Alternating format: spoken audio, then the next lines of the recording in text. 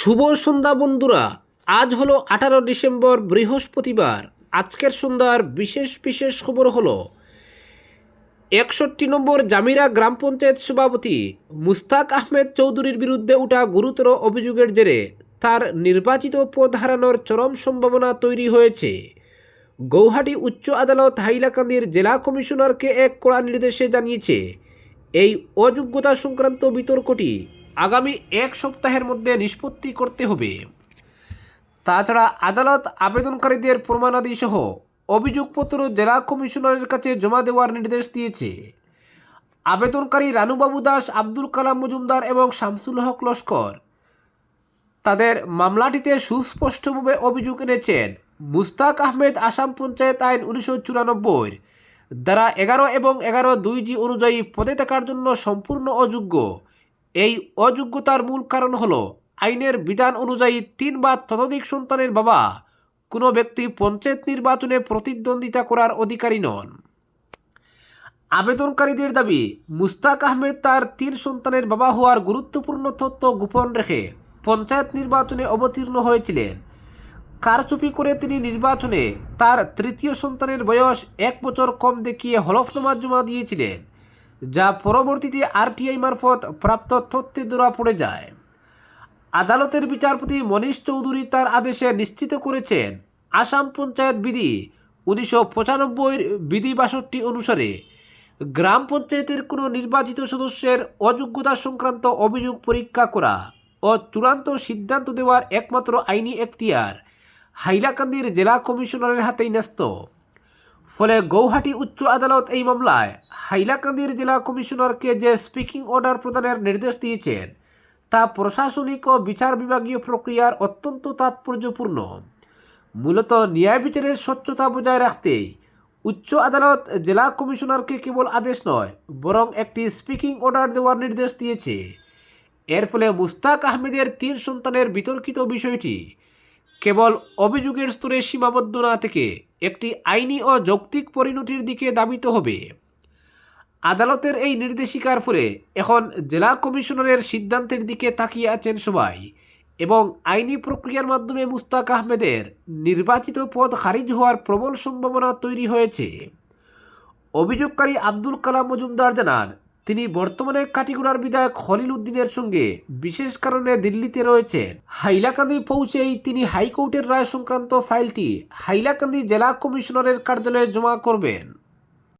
অপরদিকে প্রধানমন্ত্রী আবাস যোজনার সুবিধা পাইয়ে দেওয়ার নামে সক্রিয় দালাল চক্রের বিরুদ্ধে কড়া হুঁশিয়ারি দিলেন জেলা পরিষদ সদস্য দিলওয়ার হোসেন ভুইয়া। প্রয়োজনে দালাল চক্রের বিরুদ্ধে মামলা করা হবে, সাফ জানিয়ে দেন দিলওয়ার।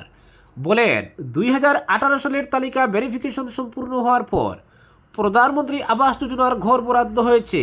এখানে দালাল চক্রের ফাঁদে পা না দেওয়ার আহ্বান জানান তিনি। প্রধানমন্ত্রী আবাস ঘর পেতে যারা সেলফ সার্ভে করেছিলেন তাদের ভেরিফিকেশন চলছে, এতে কাউকে 1 টাকাও উৎকুচ না দেওয়ার জন্য সচেতন করে দেন জেলা পরিষদ সদস্য দিলওয়ার হোসেন। বলেন, মুখ্যমন্ত্রী হিমন্ত বিশ্ব শর্মা এবং পঞ্চায়েত এবং গ্রামোন্নয়ন মন্ত্রী রঞ্জিত কুমার দাস জানিয়েছেন প্রকৃত গরিব মানুষকে প্রধানমন্ত্রী আবাস যোজনার সুবিধা দেওয়া হবে। যোগ্য আবেদন প্রার্থীরা প্রকল্পের সুবিধা থেকে বঞ্চিত হবেন না।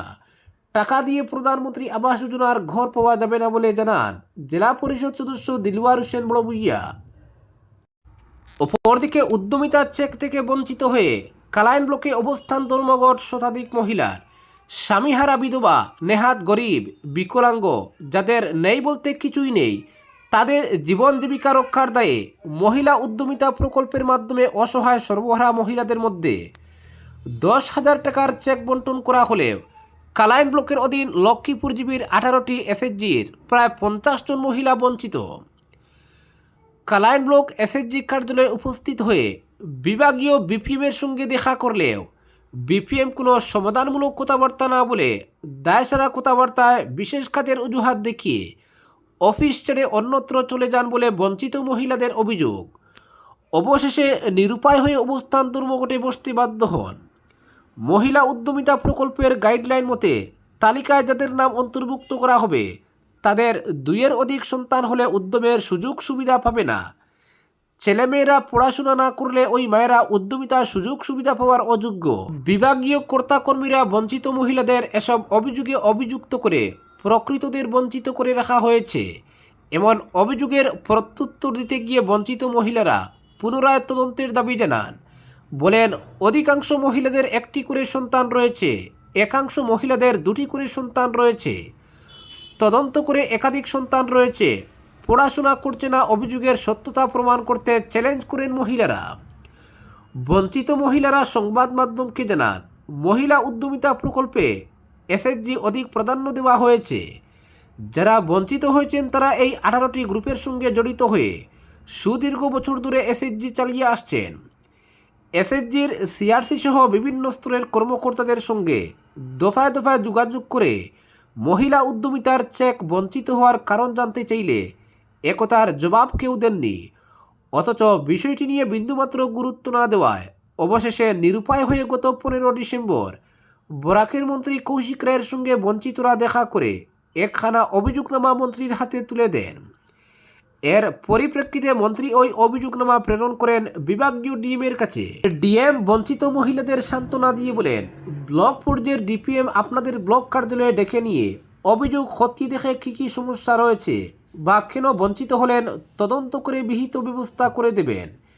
ডিএমের কথা মতো বিপিএম বুধবার মহিলাদের তার কার্যালয়ে ডেকে নিয়ে কোনো কিছু জিজ্ঞাসা না করে তাদের দোষারোপ করে জরুরি কাজ দেখিয়ে অফিস ছেড়ে অন্য কোথাও চলে যান। বঞ্চিতদের শেষ কথা ভুল তথ্য, অর্থাৎ তাদের 2-এর অধিক সন্তান, অধিকাংশ মহিলাদের ছেলেমেয়েরা পড়াশোনা করছে না। এসবের তদন্ত করে সত্য মিথ্যা যাচাই করে বিহিত ব্যবস্থা না নিলে মহিলারা সম্মিলিতভাবে রাজপথে নেমে বৃহত্তর আন্দোলনের হুঁশিয়ারি দেন।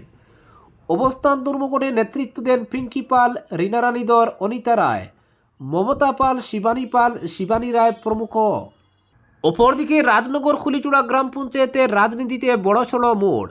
দলবল নিয়ে রুমা বেগম লস্কর আনুষ্ঠানিকভাবে ভারতীয় জনতা পার্টিতে যোগদান করলেন। ইমরানের মৃত্যু পরবর্তী সময়ে গ্রাম পঞ্চায়েতের সভানেত্রীর দায়িত্ব সামলানো রুমা বেগম লস্কর তার স্বামী মঙ্গল লস্কর সহ আরও কয়েকজনকে সঙ্গে নিয়ে বিজেপিতে সামিল হন। এদিন দক্ষিণ দোলাই এলাকায় উন্নয়নমূলক প্রকল্পের শিলান্যাস উপলক্ষে শ্যামাচরণপুর শেওড়ারতুল জেলা পরিষদের শ্যামাচরণপুর শিববাড়িতে উপস্থিত ছিলেন বিধায়ক নিহার রঞ্জন দাস। বিধায়কের হাত ধরে বিজেপিতে যোগ দেন রুমা বেগম লস্কর ও তার অনুগামীরা।